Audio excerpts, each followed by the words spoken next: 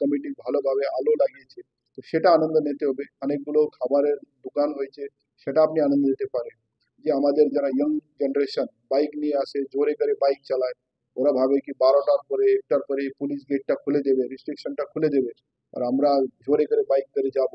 তো আমি আবার আপনাকে জানাচ্ছি, রেস্ট্রিকশন আমরা টাইম হিসাবে না করে ক্রাউডের কিরকম আছে, গাড়ি মুভমেন্ট কি আছে, সেটা দেখে আমরা রেস্ট্রিকশন করব।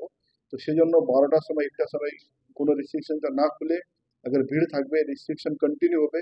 আপনারা, আমি আবার আহ্বান করছি, যেখানে পার্কিং প্লেস আছে ওই জায়গাটাই আপনারা গাড়ি পার্ক করুন, প্রশাসনকে হেল্প করুন, পা হেঁটে পূজা দেখুন।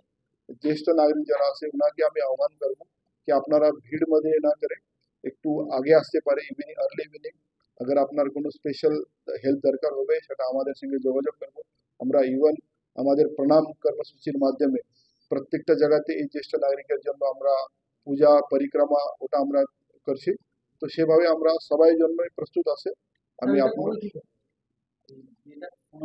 প্রণামটা আমাদের যেটা হবে আমরা জানিয়ে দেবো। আমরা বেশিরভাগই অষ্টমী আর নবমী দিন করে ইভিনিং এর সময়, কি যারা এসে ওরা ভালোভাবে পূজা দেখতে পারে।